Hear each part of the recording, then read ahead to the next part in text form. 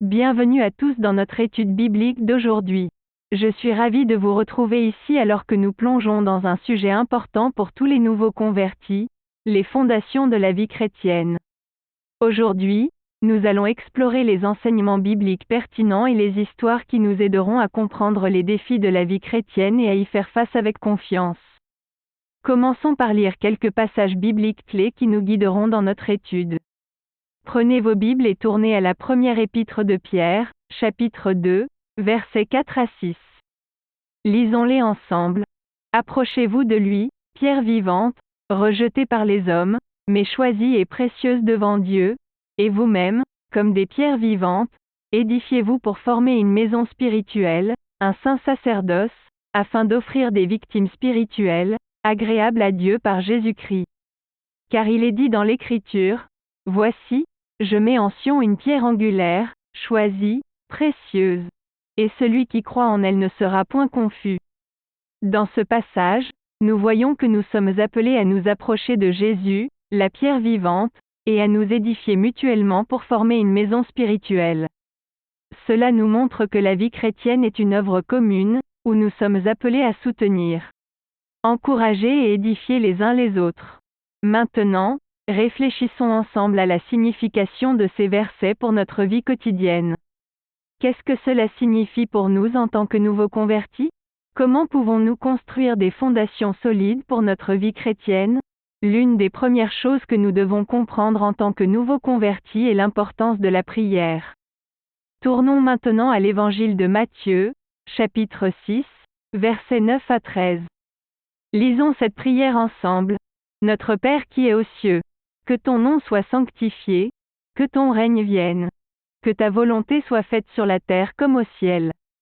Donne-nous aujourd'hui notre pain quotidien. Pardonne-nous nos offenses, comme nous aussi nous pardonnons à ceux qui nous ont offensés. Ne nous induis pas en tentation, mais délivre-nous du malin. Cette prière, connue sous le nom de prière du Seigneur ou Notre Père, est un modèle pour nous en tant que nouveaux convertis. Elle nous enseigne l'importance de la soumission à la volonté de Dieu, de la dépendance quotidienne de sa provision et de la nécessité de pardonner les autres comme Dieu nous a pardonnés.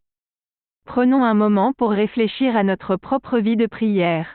Quels sont les défis que nous rencontrons dans notre vie de prière? Comment pouvons-nous mieux nous soumettre à la volonté de Dieu et dépendre de sa provision quotidienne? Prenez quelques instants pour prier silencieusement à ce sujet, puis nous partagerons nos réflexions en petits groupes. En tant que nouveaux convertis, nous devons également comprendre l'importance de la parole de Dieu dans notre vie. Tournons maintenant à l'Épître de Jacques, chapitre 1, versets 22 à 25. Écoutons attentivement ces paroles. Mettez en pratique la parole, et ne vous bornez pas à l'écouter, en vous trompant vous-même par de faux raisonnements.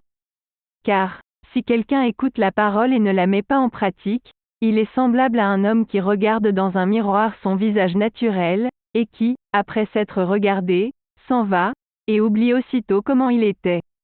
Mais celui qui aura plongé les regards dans la loi parfaite, la loi de la liberté, et qui aura persévéré, n'étant pas un auditeur oublieux, mais se mettant à l'œuvre, celui-là sera heureux dans son activité. Ces versets nous rappellent que la parole de Dieu ne doit pas seulement être entendue, mais mise en pratique. C'est en mettant en pratique les enseignements de la Bible que nous construisons des fondations solides pour notre vie chrétienne. Réfléchissons maintenant à la façon dont nous mettons en pratique la parole de Dieu dans notre vie quotidienne. Quelles sont les difficultés que nous rencontrons pour appliquer les enseignements bibliques? Comment pouvons-nous mieux persévérer dans notre mise en pratique de la parole de Dieu? Prenons un moment pour discuter en petits groupes, puis nous partagerons nos réflexions avec l'ensemble de la congrégation. En conclusion de notre étude biblique d'aujourd'hui, rappelons-nous de ces deux fondations essentielles de la vie chrétienne, la prière et la mise en pratique de la parole de Dieu. Ces éléments sont essentiels pour construire une vie chrétienne solide et épanouissante. Je vous encourage à méditer sur les enseignements que nous avons partagés aujourd'hui et à les appliquer dans votre vie quotidienne. Que la prière devienne une habitude régulière dans votre relation avec Dieu, et que la parole de Dieu guide vos pensées, vos paroles et vos actions.